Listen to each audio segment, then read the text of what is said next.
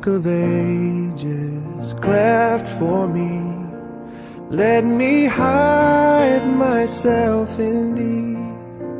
Let the water and the blood from thy wounded side which flow be of sin the double cure. Save from wrath and make me pure.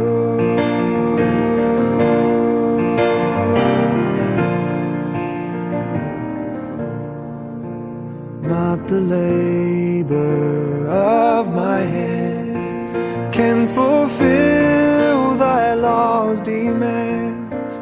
Could my zeal no respite know? Could my tears forever flow? These for sin could not atone. Thou must save, and thou alone.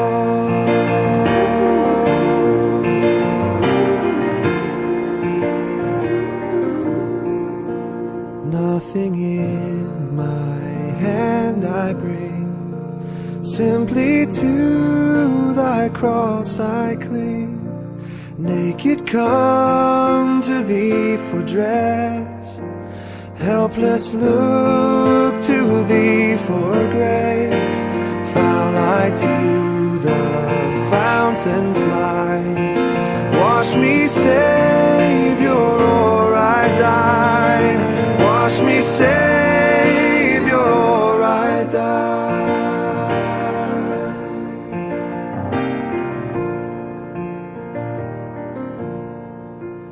While I draw this fleeting breath, when my eyes shall close in death, when I rise to worlds unknown and behold thee on thy throne, Rock of ages.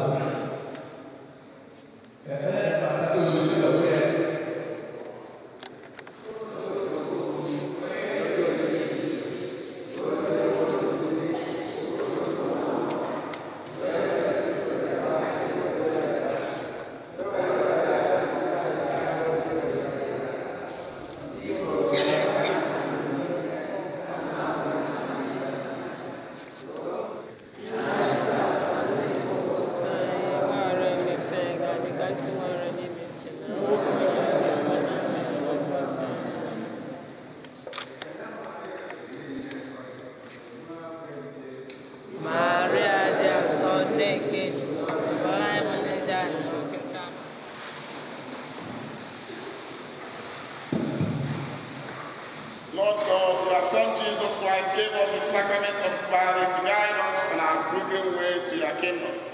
May your servant John, Dan, and Mule, who share in the Eucharist, come to the banquet of life Christ has prepared for us. Where is this? Through Christ our Lord.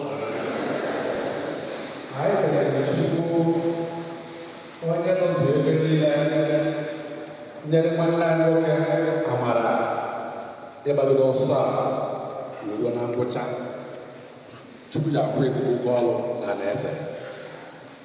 Oh, one them, I'm going to look at Pussy. Bishop Galai was here. Neko Soka, email the village to say Nakarazoka. Can you get me? Akalakagaba, who does it again? Not draw feature. I'll see that would name or Chupa second the Buddha, Ibudia. wee febe ekwensu. So ka anyị ji ete n'ụka na Chukwudị. Isi na nkịta na-achọ ya. So isi na ọkụ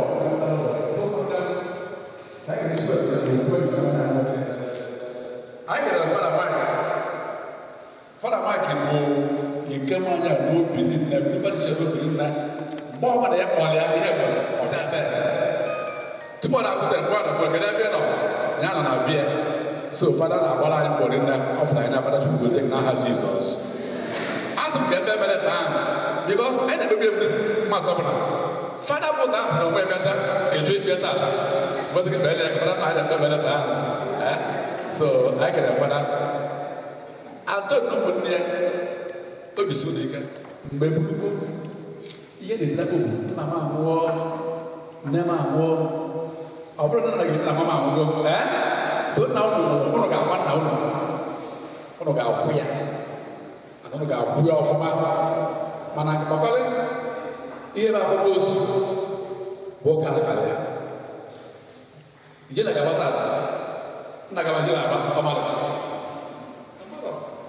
azụ ndị jere ebe tie ya mmanwụ na-agwara maka tata ife ya eme ebe afọ sọsọ ya gaba n'ụlọ gbajamas fada bụ Chukwu ya Kraịst bidoro n'ọmụsọ na nchegbe na mbido n'ọnwụ so na ajamas na abịa ga-emere ya gaba n'iwu so obi so dị ike na ụlọ usoro ụlọ ọfụma ụlọ bụrụ mmadụ oli akụ nwa na-ana isi dị ike ọ bụrụ na mgbe n'ụka kọmba bọs igwe aka na arụba malagara gị ọ nwere mmadụ kwara kwuru ebe na sị na diga nọ ma na-amị ya ọ nwere mmadụ kwara kwuru ebe na ọba ahụ diga nọ ma na-amị ya ama na ụmụ gị ya so ọ dị ga-akọ gị just ejikwa aka anyị kene ndị bịara abịa na be anyị kene ndị nna fada na ndị nna abịara maka na agbọrọ dịka anyị abịa agbọrọ so ndị nna bịara abịa bụ ndị nwere mmekọrịta with John ọ bụ ndị bịara ebe so ndị na-esi unu na-alụgo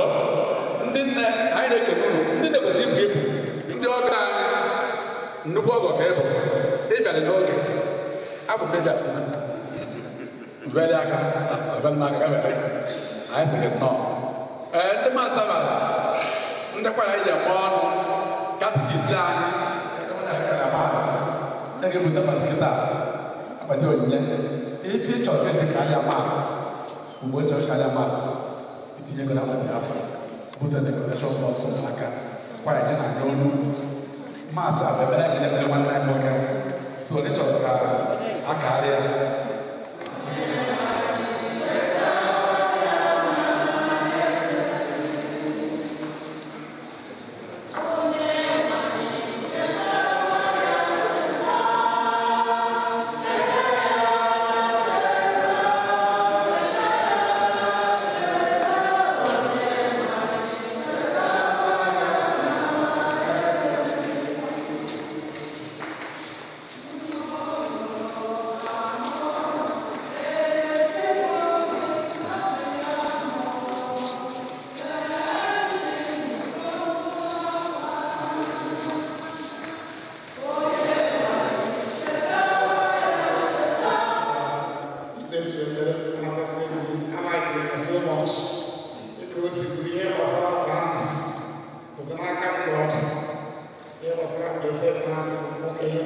So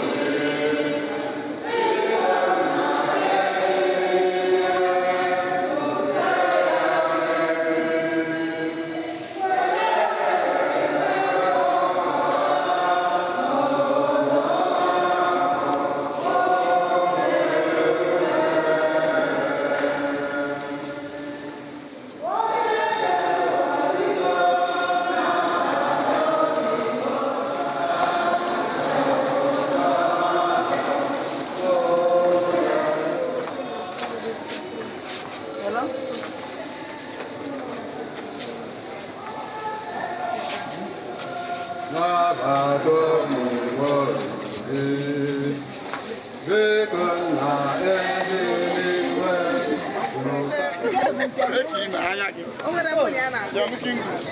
Can I leave you?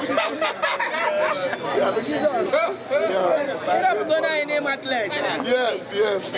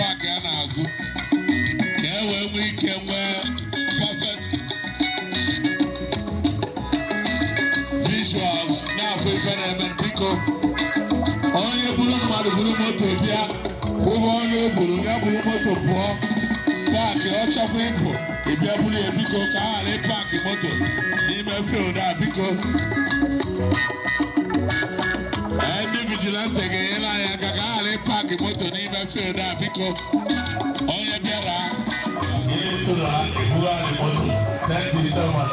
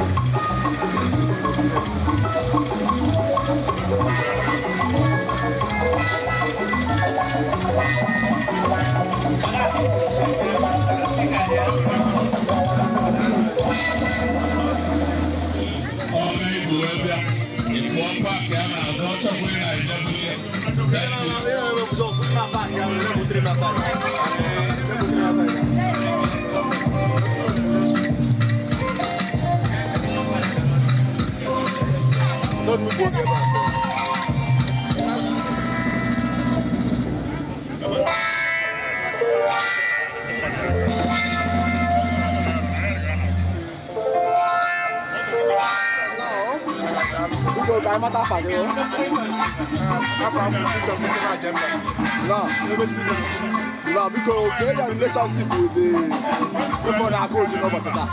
Tony walk walk and I take one day walk up. No, I'm not hand or a back up. No, so now they can stop that way. I never came home. I'm not Tony. When I was watching children, I never came home. So I'm not on cab. No, because go put that so in and yes, you know that. Here, I'm one anything. No, they are broken. Over the branch. But so, Father, Fernanda, the one I way, honorable family, honorable China. The February of the road, so I live from one. But to have the man is started down. Your idea that I was in the water. So if one are told you to go, I wouldn't have to go. Now, Gama. No, I can't believe that I didn't see what's that. Everybody labeled it disease when I want to see what's that. I don't know. Everybody labeled 9. Yeah, I don't know. Most way of I'm not able to speak very well. And I must start today, sir, from when I was at no, Gama. No, because what time is it after? I'm from Chief of Jamba. Now, Gama. I have a radio. I have a radio. The kids were down on the other side. You know, Jesus. Who you were there? No one walking into you and I am a cardinal Jesus. No, I have the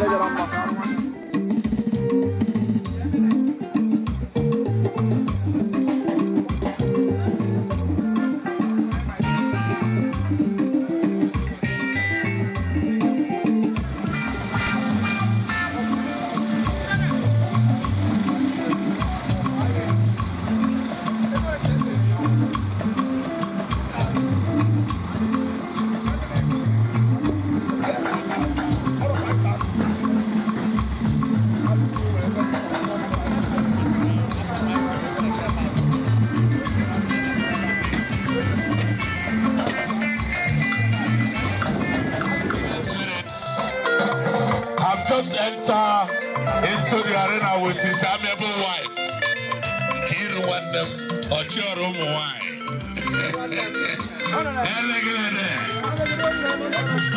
Member, Anambra State House of Assembly. Member representing us, our own.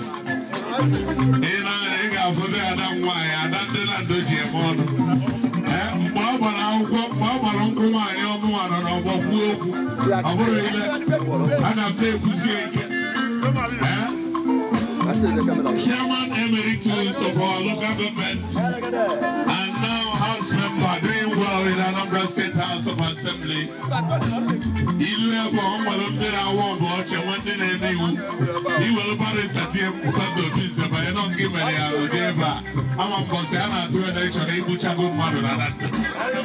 House of Assembly.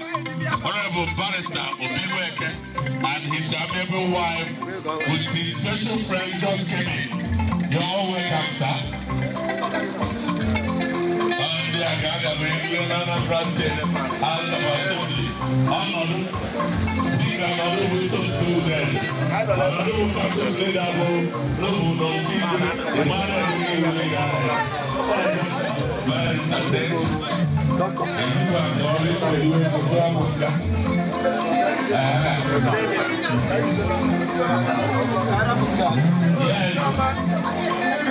Sorry, I don't know.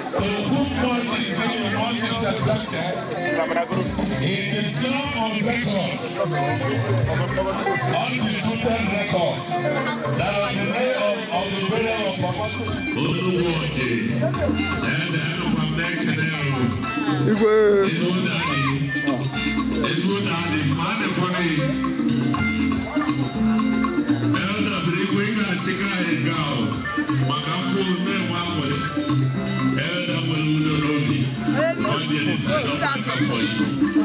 Thank you, Daddy. My friend.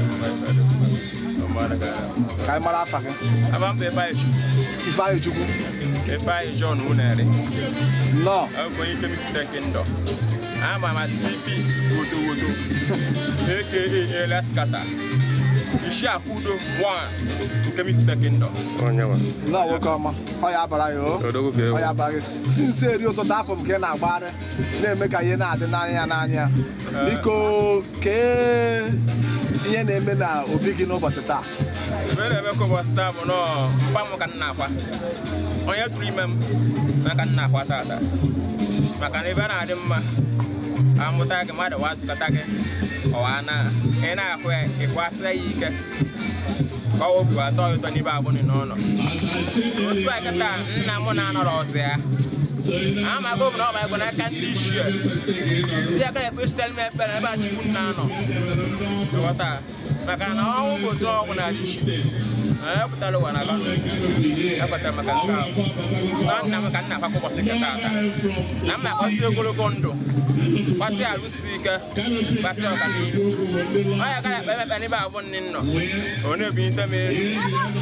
I'm not ruling Luna. More wine. What's the more one?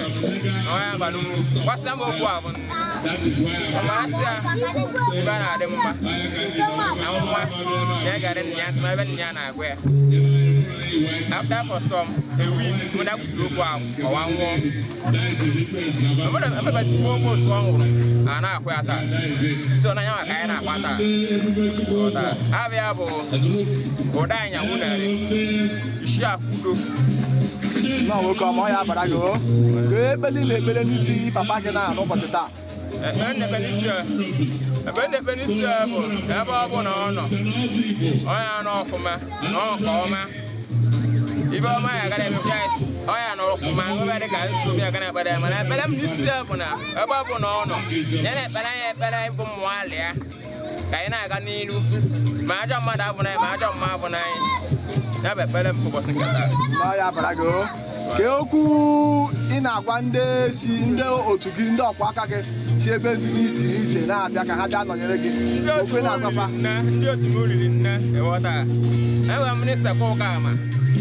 When the one Namaka age grades, when is an also Makwande, Vikings, Mamwapa, Makalakale, and with Manoya, water. So when I go was the cast, no reason, I'm not up the time here. But I'm not going to go sick at that. So I'm a slow bonnet. Never ever go was that. Managing motor, virtual motor. By motor about motor about one. Man is up a wire, may drop about one. Mana, I don't want to I don't want to and do love now and then attack up another. I'll tap on into. Sir, Yenny Kuru to Yadota Naha Jesus. Yenny Kuru Yadota Naha Jesus. Amen. No, come out. Can you find it to Gaza? I'm a more. Can it to you? Very to Galacale. I want to see people to AKA Elias Kata. The share Kudo is coming to the kingdom. No, come on. I have Barago. I have Barago. I say, Anya Frugo, Moriana, Fugo, Bada. Oye Kene Sonny, Sonny Kene. Sir, please, we would like to know your name, sir. My names are Honorable Barrister Callistus Obinweke, the Honorable Member representing Anambra East. You're welcome. State House of Assembly. You're welcome, sir. You're welcome. Sir, please, we would like to know your concern, your relationship you have with the disease. Okay. I call him Tony Scandi. We've been age-long friends. Not now. Quite some time. Since my political journey, I stumbled into him and discovered he was a very good guy. Fortunately, my wife also is from this community. Wow. So that helps our relationship to strengthen. We're very close friends and ally. Love ourselves and do our things together. We were the people that brought him into Africa. He wasn't in Africa before. And since he came into Africa, he had been wonderful. Because he was a man of means. Still a man of means. Very hard-working young man. So that's the kind of people I like. It's yes, no. So that's my relationship with him. Notwithstanding that my wife is not here, we discovered ourselves good friends. So which we kept, lost the friendship. Now. You're welcome, sir. Thank you. You're welcome, sir. Sir, what is your word of advice? I mean, your concern, Okay. Well, word of advice, like, well, I believe that is a necessary end. And I believe that we die as our age progresses. And I would yes, it is a good death. When the son is buried or performing the funeral ceremony of the father, it's not a bad thing. So Tony today is performing the funeral ceremony of his father. I'm completely good in the eyes of God, in the eyes of men. I believe that is a necessary end. I must die one day. You must die one day. Everybody will die one day. His father has died. His son is buried his father. That has been a prayer of the father, the late father. So there's nothing. And the advice I'm giving to him is that the father has gone.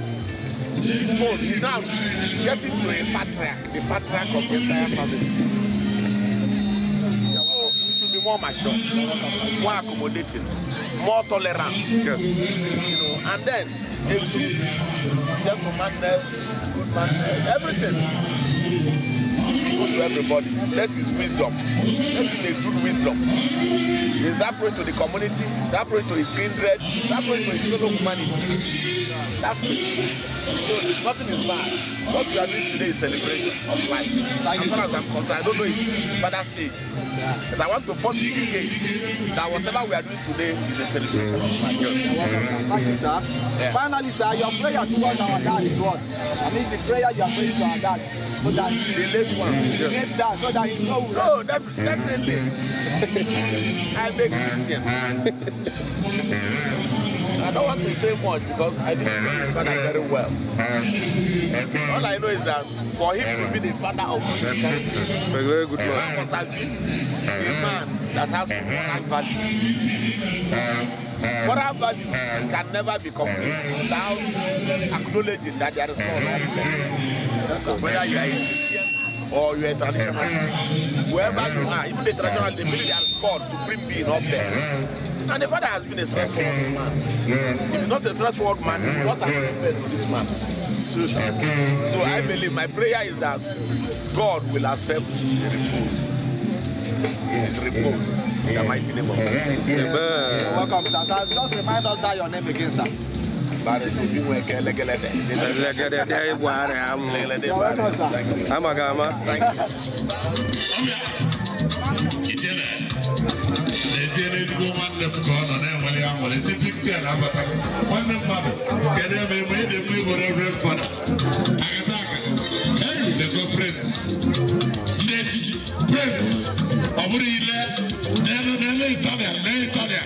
Prince Akataka, Odogu, Birikwa. I'm going to go there with you on Odogu, no. Because I have a matter for you.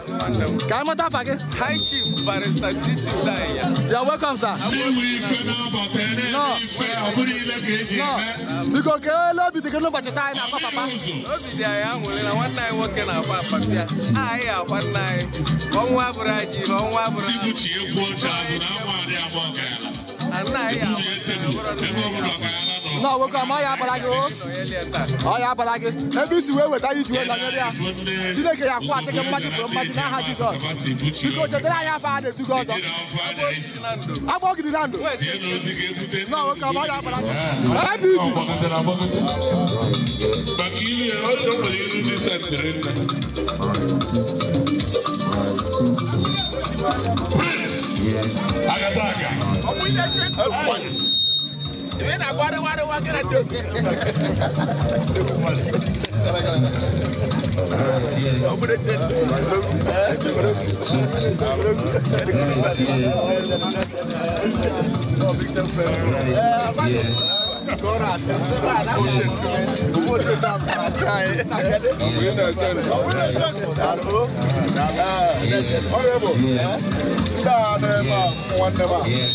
Only Victim Friends Club of Nigeria.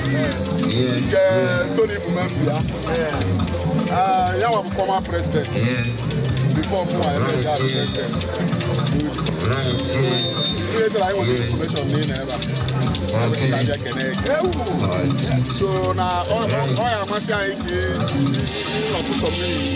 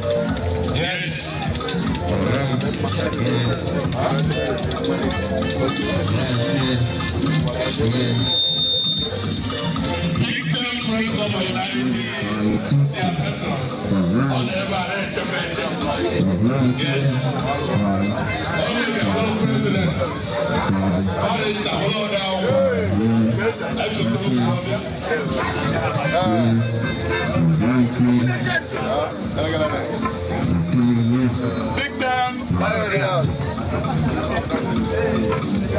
Big Dan the pioneers.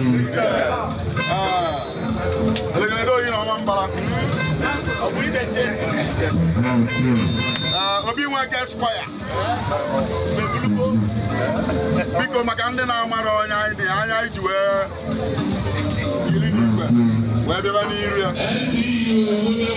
Honorable Barrister, Obi work nwoke onye ọkara na-egbagharị ahụ bụrụ ọgọ anyị nwoke nke dị anyị n'ime ọbara ịma na ọgọ nwere nke dị n'ime ọbara bụrụ ọgọ anyị nwoke nke dị anyị n'ime ọbara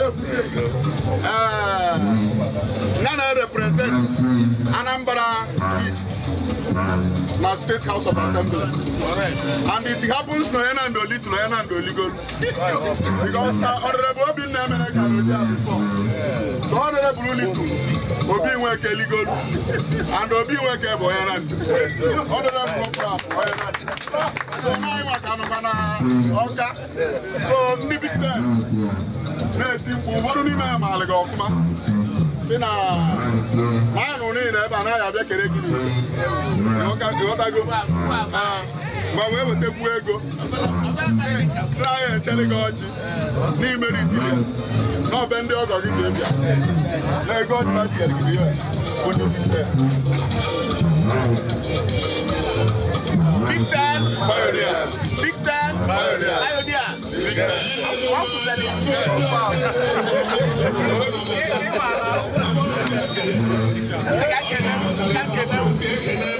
Without you, people don't remember that.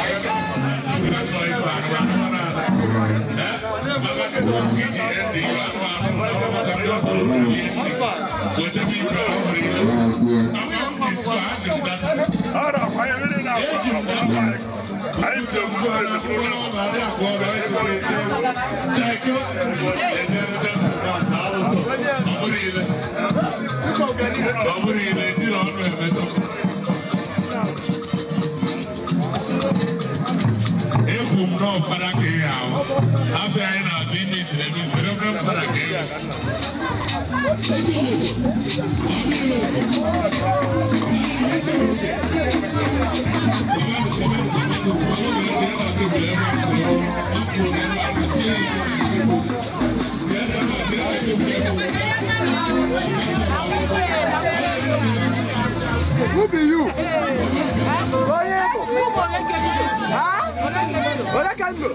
No, why am I Barago?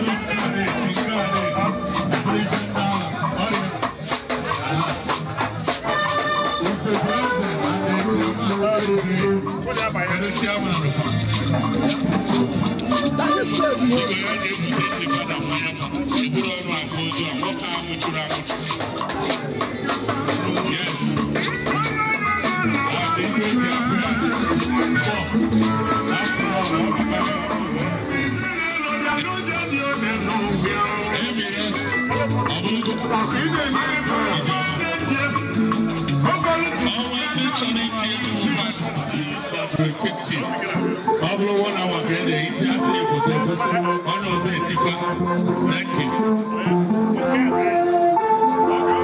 Here's a question for our time. On Noah, Ghana Bayern Gumba Zusovata. Naked him about the reason. Now he writes, I'm black, but then I took one and family maternal. Okay, my father passed our law school. Probably child teacher.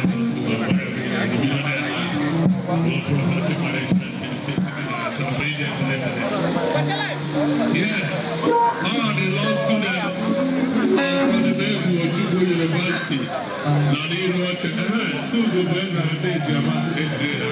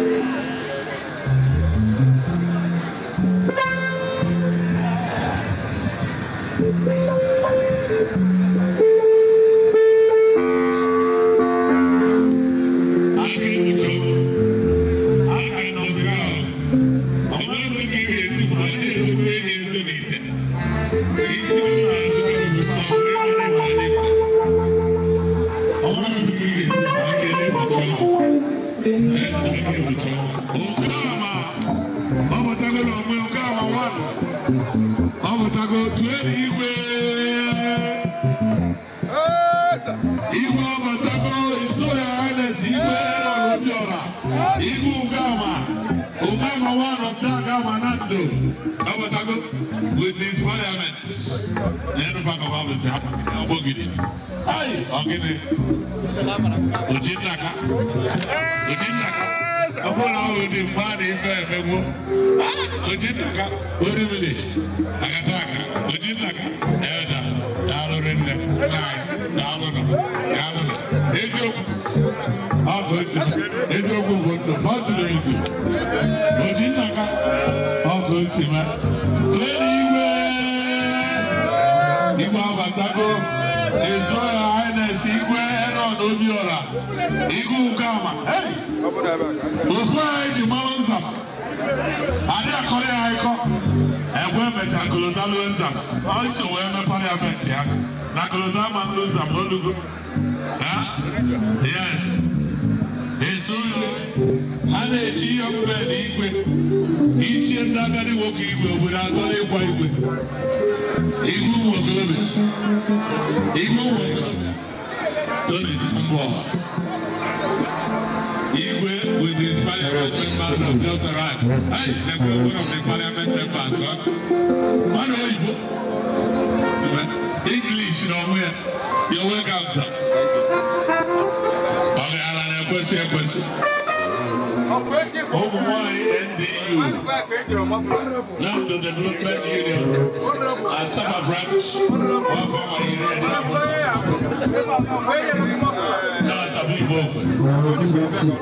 yes.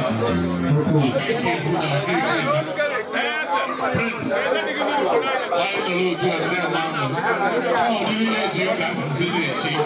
Each to Budaka, Lolo Budon, and a chief that I'm with a champion. He went to Capres in the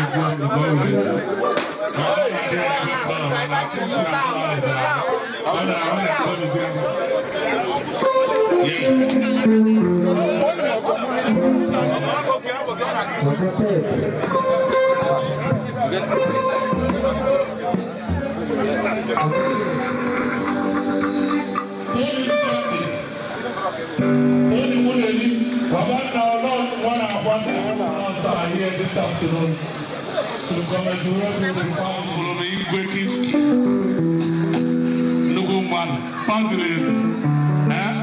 the parliament members, they have a way figure and politics if we are there. Hi, Ogama one. Oh, Magoso. There's a like one them.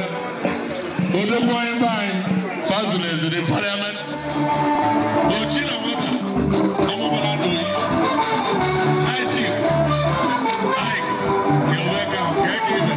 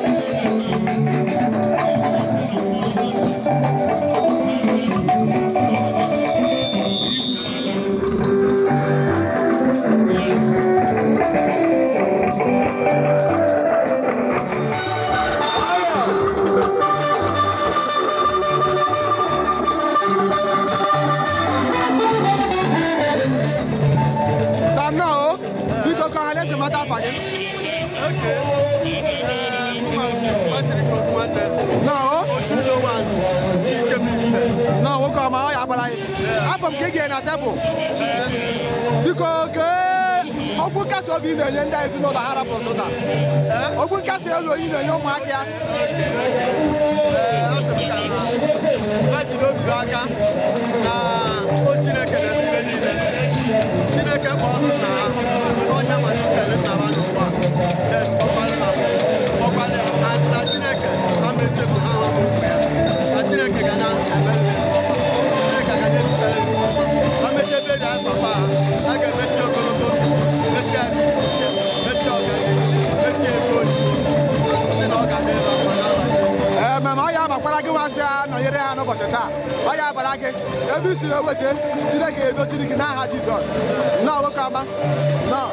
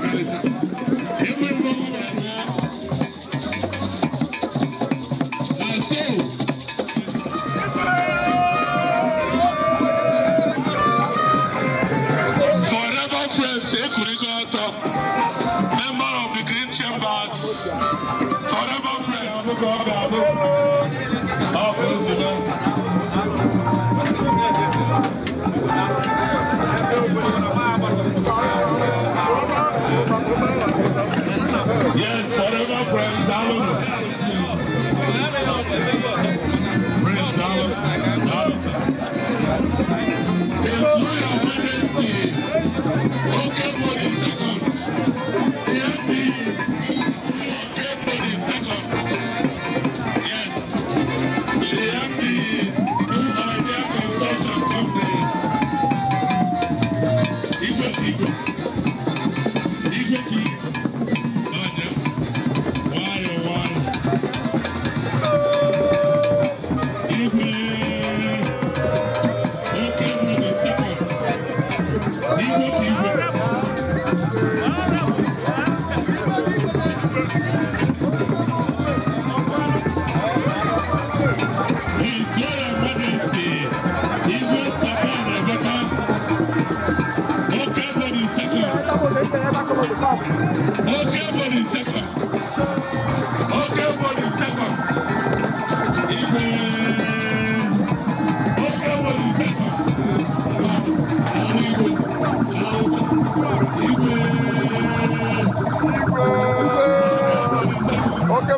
Okay, we can press one second. Okay, what is that? You got the press. You got the press. Okay, what is that? You got the press. The press.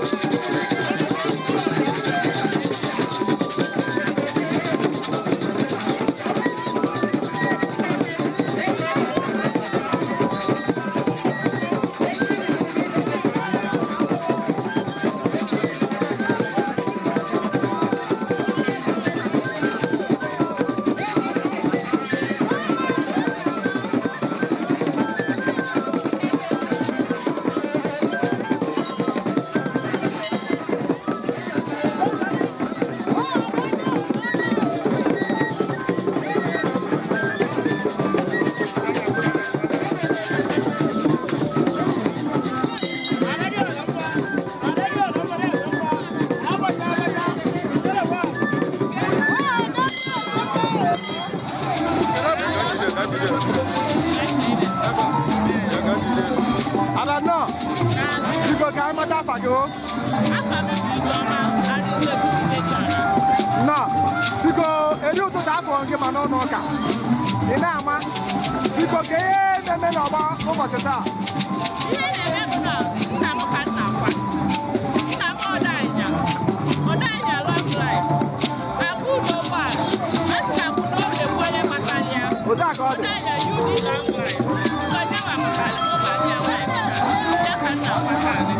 no, why am I? Go where the Benisian about the top.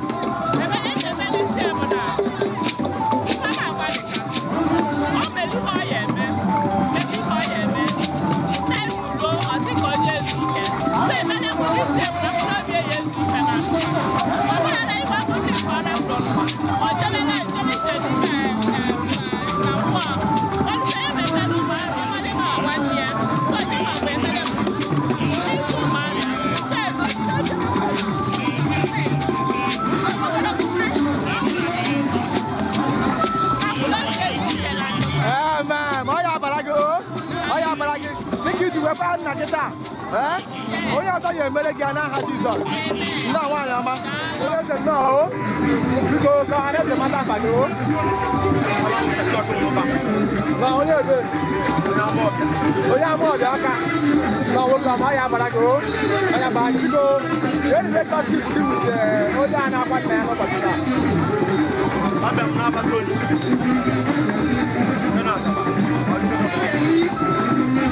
On your mark. And all our family friends. One of them that I got some family. No, I have a like look you to where I'm mother way down. Like go for the Abuja. You like a young lady. We get you there now. Yamaka to where they are Jesus. Because the time you find it to go. Tell our mother.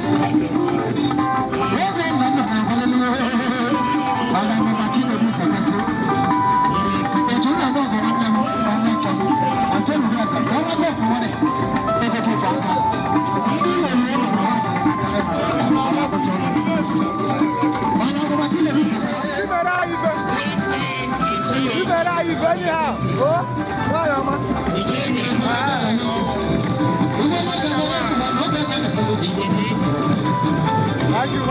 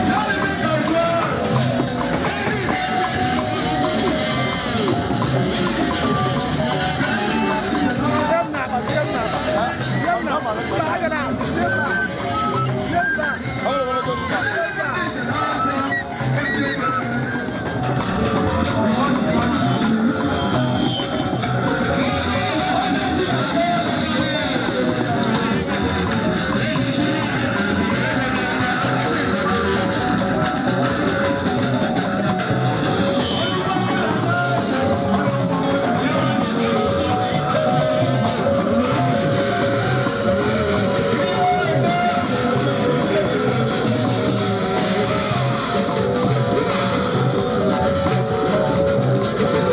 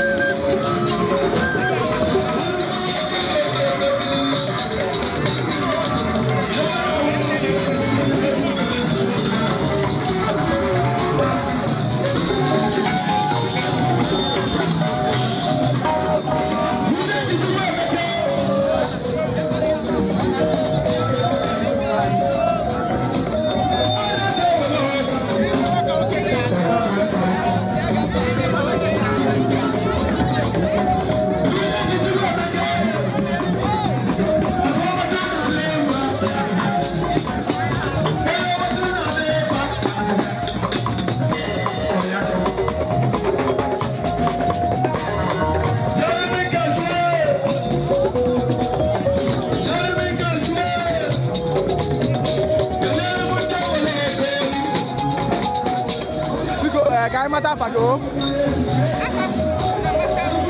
This is Amaka. You go to Tana African Limonoka. Ogana Kara Papa Yoka. Because only one of the family.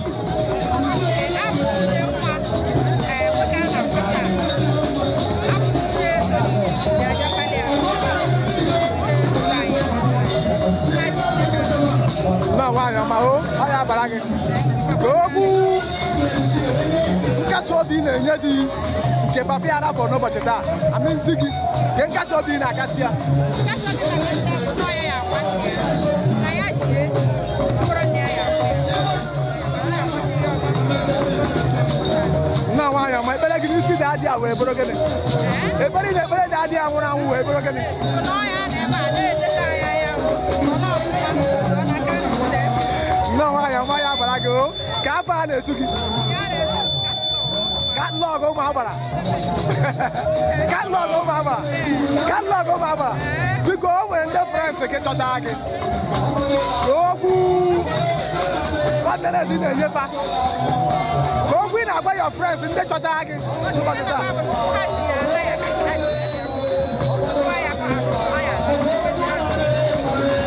What's that? Oh, yeah, man. No, I am. Catalog over Habara.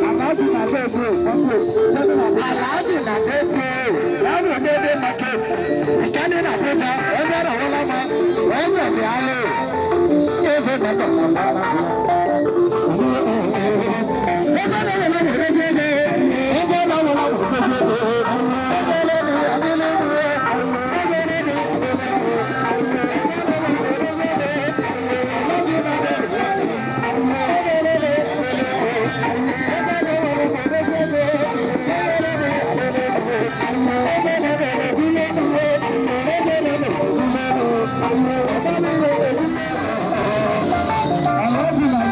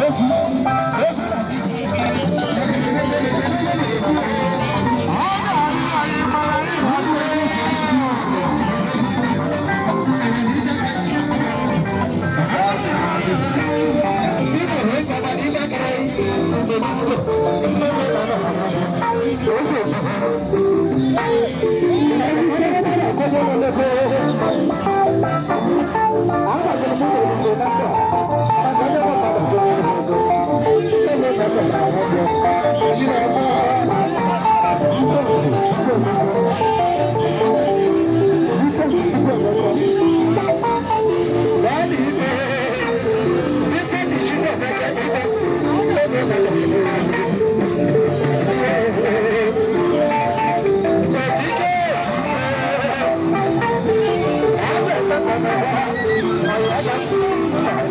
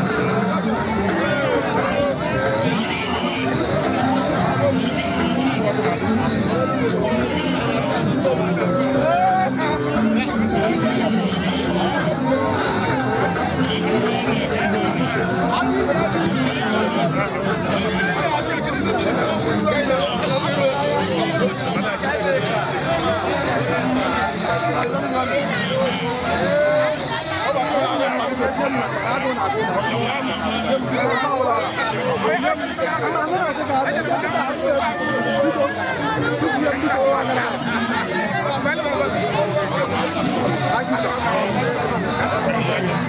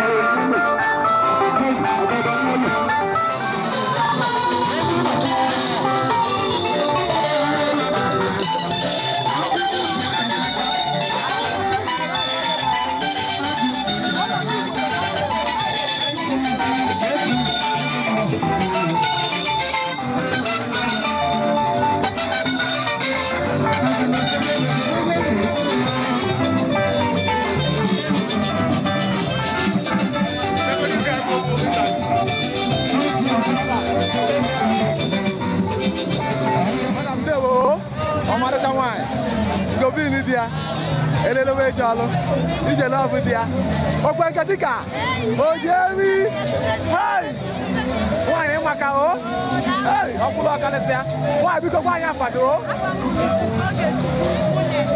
n'owe na-ewo dịka eri ụtụtụ afọ nke n'ụlọ ụka oge unu na-agbagharị na-eme ka ihe niile na-aba n'anya ya n'anya biko ka okwu nwere egwu ahụ ha na-eze n'ụbọchị taa ịkwara nna di gị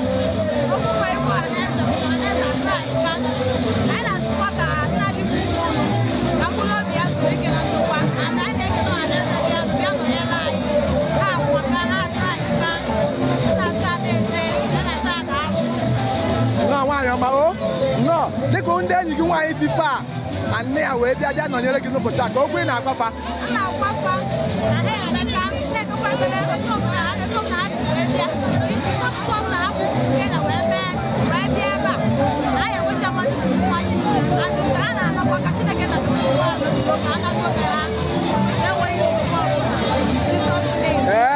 ma ọmarịcha nwaanyị gọbili dị ya ka ekpeli na ekpere dị adị anyị n'ụbọchị taa ka ekpeli na ekpere dị adị nke anyị liri n'ụbọchị taa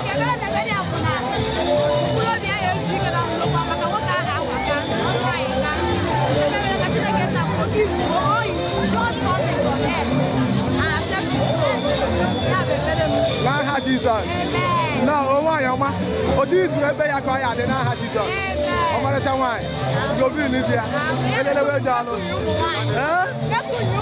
mekuri ụmụ nwaanyị nnọọ nwaanyị ọma abụghị gị na ị na-anwụke mekuri nnọọ nwaanyị ọma ya adịrị gị ọ ya abara gị dịka unu wepụtara akụ na ụba unu taa wee gwa nna di gị Chineke ya nye ya atụ unu ha n'aha Jizọs nnọọ nwaanyị ọma ọ ya abara gị o nice meeting you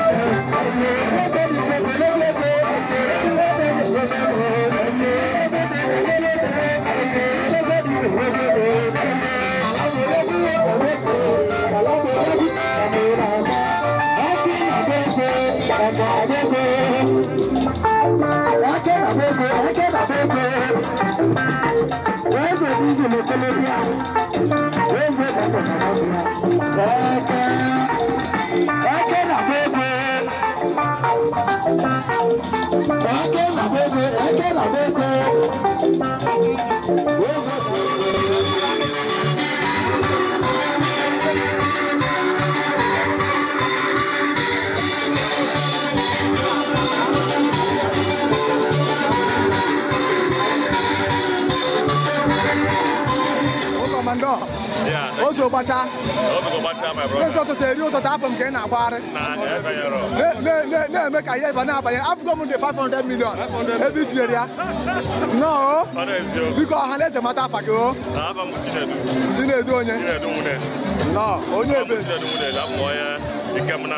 no, get Agabi Mona. No, oh, make I'm on like a can of no, no. So, who will end it one day? Kakas will be Macau. Grandma, one dental, Monday to Hulu, I age it. As an open Osnamorogana, then I am not. I want to call in your client among what I go, would that ever Pachapan Nava? I met a well, all of them goes never to the world. I cannot Nando Kai, Nando Bunabo, Lobo, Mojana more. Sign and work communication with them, and then one word the other. So I'm fine up on one word that I communicate with him. Like I do believe no, that's how I believe at this time. So I hate it. I can't want ya one. I don't know. I talk about Blue. I talk about I thank God now. If I had so no, come on, Baraka. Go with your friends in the Sifan and now where they are talking about that. I can ask Nalo to be Canaria. gidigidi bụ ugwu eze sọsọ anyị bụ ọsa ogbe ya na-edo obere edo ejikọ ejikọ ndị ebe ọbụla ha si wee bịa a sị m na ụhụba ji wee bịa ka ma eji wee na ya alakịlị ha si ọbalịbọ ya bịa bunye ọhụrụ ya na mgbukwu akwa ya n'azụ anyị kenela mpụ abịa wee na-asị na ba ya analụkwa n'udo ije ndị badapụrụ wee bịa n'udo n'aha Jizọs. N'ime ihe niile ka ekpere na ekpere dị adị n'ụbọchị taa ekpere na ekpere dị adị m nna m nwụrụ anwụ ka Chineke gbaalịa ndị a pam bụ ezigbo mmadụ ụlọ onye udo o mere anyị ibe ọma nna m emekalị m onye abịbịa na-eti ebe a taa o mekọrọ bụrụ kwuru sọ m o mere m mekwara nwanne m nwoke nke tọrọ anyị a na-akpọ Chief Tony nwunye you understand so anaghị Chineke ka ọ gbaghalịa ndị a maka na nwoke anwa ọ gbalị mbụ ka o live a righteous life ọ gbalị mbụ ka o live righteously dị ọtọ so ele na-ekpe bụ ebe ọ bụ na Chineke mesigo wele at the end of the day ka Chineke wele eluigwe ezigbo position n'eluigwe wee kwụọ n'ọgwụ ma ọ bụrụ na ebe eluigwe ebe aka nna Chineke ka ọ dago ka eluigwe ka ebe ọ jebere ka ebe a mma ebe anyị na-ayọ Chineke ihe niile kwuru ya dị ụtọ n'aha Jizọs nwa nwoke ọma ọ ya bara gị o ka nwanne ka a na-etu gị ihe a na-etu m bụ Snoop Photos Snoop Medium Snoop Dogg, Snoop Photo. Yeah, Snoop Medium. You can still call me Snoop Dogg. Snoop with the dog. No, we come. Oh, yeah, but I go. You need me food away one like a Chineke and Yachagana Jesus. No, oh, yeah, but I go. Oh, yeah, tell me for to go. I got Jesus. What am I from Catonche? I will never buy Japan legacy.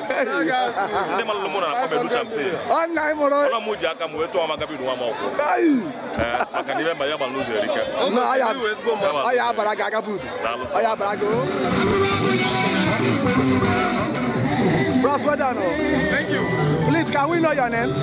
Okay. Well, I will speak Igbo and English at the same time. Yeah. At least for the benefit of our audience. Yes.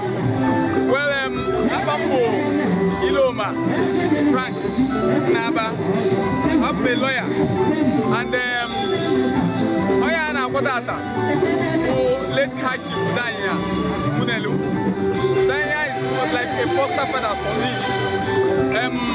And his son, Tony, is an elder brother to me. Tony is my senior brother. So, and he has always taken care of me like a younger one. So that is why I decided to be here today to participate in giving late Hashi Danya the very respect that he deserves, because he actually deserves it.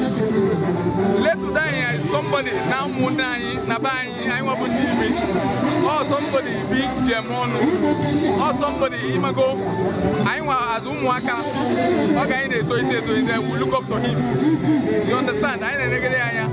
He's a model, he's a role model to a lot of us. So you can see what is happening here today. It's a testament of the kind of person we are actually doing his funeral today. So now, Oya deserve more than what we're even giving him. So I'm actually not surprised in a member today. So I'm very happy that at the end of the day, everything get off man, because Udanya will be happy today, whatever he is. I can say that now he will be looking at us and will be very happy. So that is this is the summary of how I feel. And again, I want to say it because people have come from far and near to come and support Tony and his siblings. And all of us, I actually never deep with the Dagam and the Kem now today. You can see the Royal Highness Igwe Obiora, Fugama of Fugama. Igwe is running around, even as Igwe with his regalia. That is to show you. Everybody Igwe when he came at that kind of thing. But today you can see Igwe running around. You can see someone like me and a lot of other persons.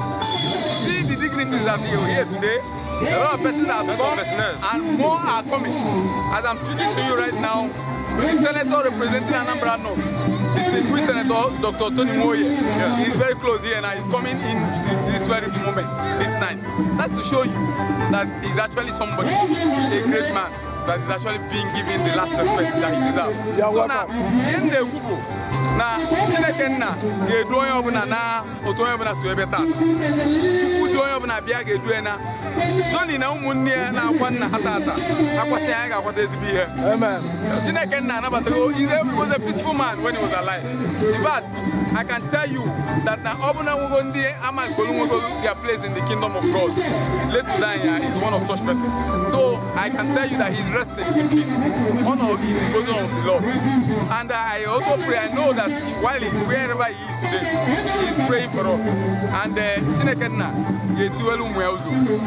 Onye ọbụla bịara ebe a, onye ọbụla contribute to anything, ma ego, okwu ọnụ, ma iji ọkpa, ma enyemaka, ma ndị na-alụ ọrụ, ma ndị vidio, ma ndị TV, ma ndị egwu, ndị ọbụla na-eme ihe ọbụla tata. Ọ ga-adị onye ọbụla na mma because onye akwa today, ọ bụrụ na just n'ọbụ ọgaranya, onye udo ka ọ bụ. Ichie gị afọ ichie Akudo ka na-abịa. He's a peaceful man. So ọ bụrụ mmadụ cheka na-agba Akudo. Ọ batara akụ nwee udo ya ka eji abịa Akudo. You're welcome. You're welcome. Oh, yeah, Barago, Barrister. One on one bo. I'm a lawyer. I know na elugo echiri mechi. Now you go one. Abna mbo bundi emiloko. No, mana abum na elugo. Mana na you go say Sunday nelege eri ototo yi ka ndị Yoruba. Yes, mana abum Yoruba.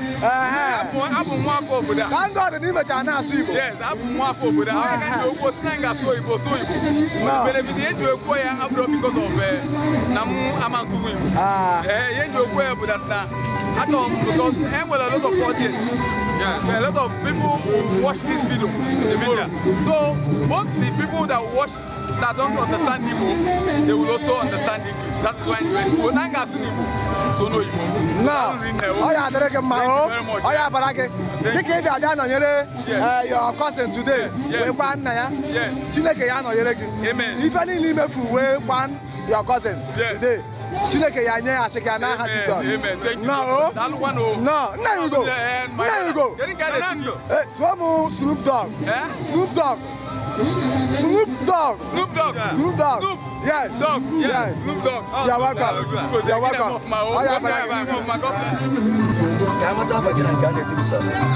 Okay, Afambo, Mugeli, Anthony, Chikebuo. Okay, the number at the table.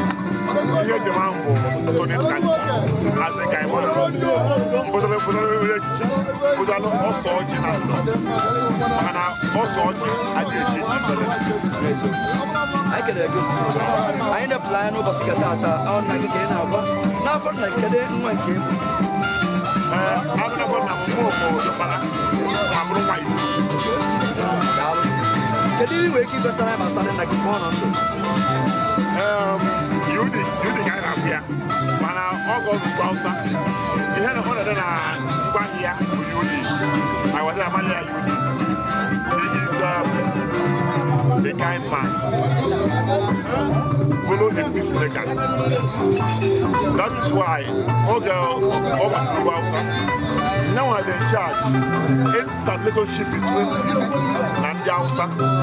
Now you're why I'm in the States. And throughout this regime, we will not know about also Sabala one day was Sabiola. So when he said that I don't be another Sabiola. But what I'm learning about, I'm thinking another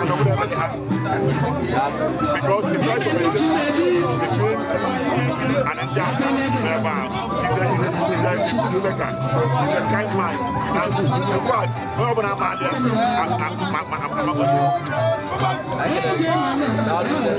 ọbụrụ ọkwasọ ikwu ya ọtụtụ ama na-akụ na nna chike ezigbo mma a na-eṅomi enwe n'obiri ndụ a na-eṅomi enwe na a site ebe ahụ ka a na-akụzi ịma na nna ya arapụgo mana nne ya nọ ọbụ na onwe gị budo ọkpara o nwere ike inwe ike ịgwa nne gị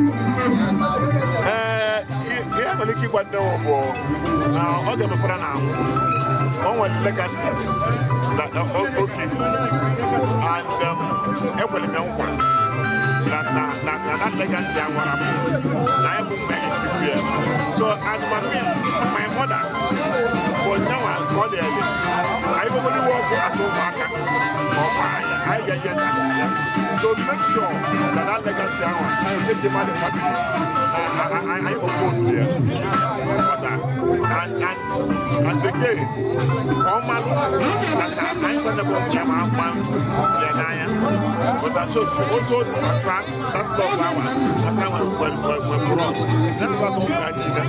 So at least you can see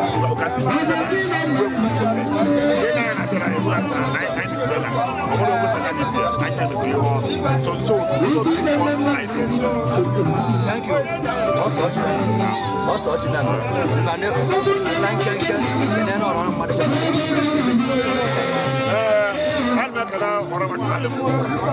I was surprised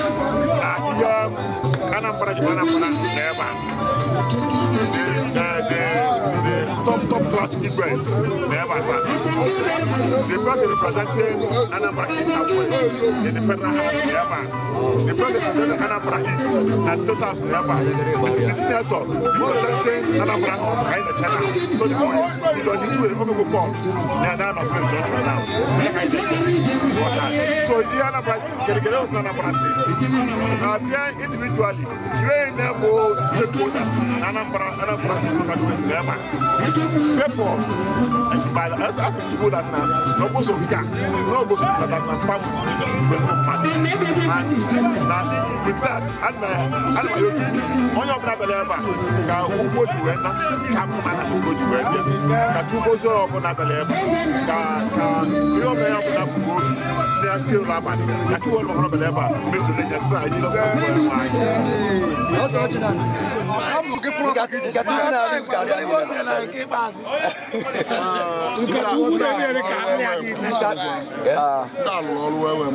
oh, my dear.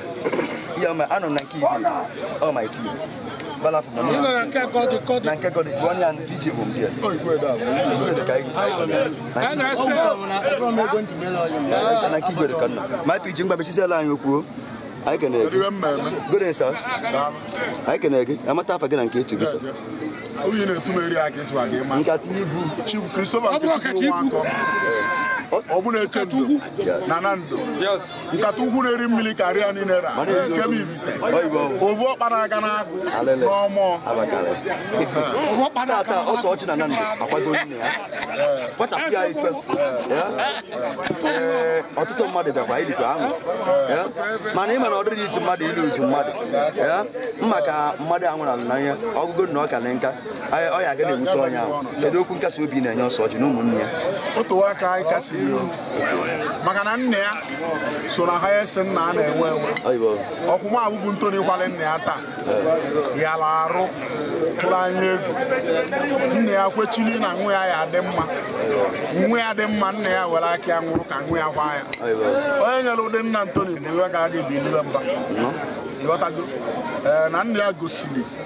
Nangwe aya nguro na anya no na nangwe afanya udi aka na kwesiri do na eni cha anya na egbu emu no I can agree nkasi obi adro n'ime iwe meli today no celebration no atanu dego no ni iwe meli na amu ka na akasi obi ko we dia mana nke aburu anya ovu na nna anyị ji aki akwuo na anyị akwa ya and I kwale ya se na mara Chineke odem ka akwa bu yo darine so no obu anwule ka anyị no na enwe akwacho mmade 6 o'clock ebe anyị na mana anyị ana ebe okwo 10 ayo yotago iji gosi na nwe abuku bu ọgụ anyị bụ odi aba iji eme ebe a bịa ka oji onye na-akwa mmadụ igwe obodo abụ wee bịa na iwu n'ọrụ PG ndị na-achị obodo a bịa na iwu n'ọrụ arọ m chọọ na stakeholders obodo a niile wee bịa na iwu n'ọrụ o nwere ebe ọrụ I can agree. Obino Chendo, Obino Chendo, Yabu Racing Duan, a Chendo Madison, go on away for us. I'm the average bomb mother. Can even wake up us watching no money? Even my boss watching no money, but I move Bielso, Namu Bunia. Iwe Galia, Bunachikotam, 1 year, when I left alone. Also, I blame them actually sick and I from telling Canada, Bruzo to Tiva, where to Tavendos. Dicho Namunga Pro. Liquor really never liquor Jabba Tokunare. bụ ọkụkụ rapụrụ ọkụkụ nyana ya na-ayị ga-esoro nke nyana ya na-ayị onye nleka ịghọtago so na Ntoni dukote mmụ nwanne ya niile ọnụ bụ anọdụ na-akpa wee na-eme ndị ilo anyị abịara n'ịba anyị ka nnọbụ mmadụ nna ọnya nwụrụ ọjọọ si na nya ya amụzi ọnya ọ mụrụ iwebịa bụ mgbu ndị maka na nna bụ anọ ọzọ n'ịba anyị ndị nna agba Ntoni na-arị ka Ntoni mụrụ ụmụ nwanne ya ya bụ ekpere maka na onye bụ dọkpara ya mụrụ ụwa nwoke bịa na ya dị ya mụrụ ụwa onye ọzọ eso na emụrụ onye gbata ụtaba ya bịa ndị ahụ mana bụ eso na emụrụ ụmụ nwanne ya Obi na-eche ndụ onye abala gị n'afọ ezinụlọ Ese Ọjịwa na ụmụnne ya a sị m n'ukwu ji ebe amaka nke ihe ejikwa ya anaghị ama n'afọ Jizọs Kraịst bụ ezi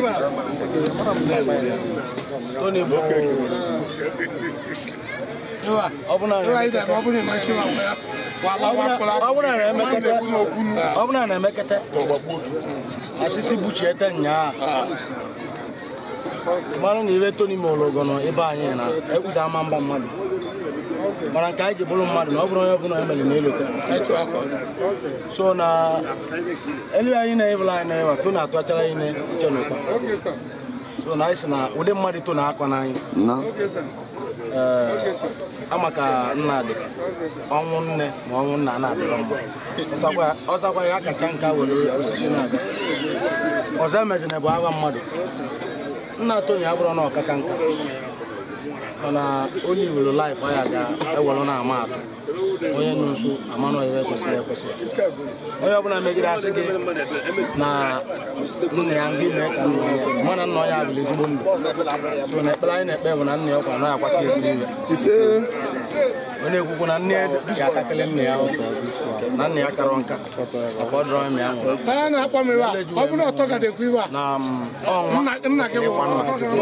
Tony gbara mbọ n'ọya nne ya ọnya kachiri aka m ibe eji amụta nwa bụ debe abụda obulu Tony mere ihe o kwesịrị ime n'ebe nna ya nọ mmadụ agbachibiro Chukwu na uche Chukwu ya eme so na azọgide nwoke ndụ zọgide ụbọchị Chukwu kpọlie onye ọbụla nwere akara aka nke ya ewa na-ekwu na ibe enwe bụ akwachi ya iwe ezigbo iwe ka ọ ya bụ na anyị kere gị ụlọ niile bịala n'ụtụtụ nwunye gị wala ya ka nke maka nga girigiri bụ ugwu eze maka mmadụ abụọ gara bụrụ ụdị akwụkwọ sọrọ gị gwụọ ndị mmadụ chọrọ gị ma anyị pụta bịa gị mee gị ite o nwere onye gbụrụ mana ụwa na-atọrọ ụtọ so na ihe na-enọ ebe a n'ọlụ Tony ọ naghị anaka nri n'ọnya mana ha nwere iwe ọzọ I can my PG, the President General, Ikemifte, Nando, I can get no bossing Gatata. I see now Ukujueba na Yale, Osoji, no money. Here and Aqua, I will need you to wear your motor kid, you have a Sibulumoto. I can go and reckon a Manafa Jesus. Basana, I have again a canny to Gassig. Owajolo ya manu wala mu bo men ka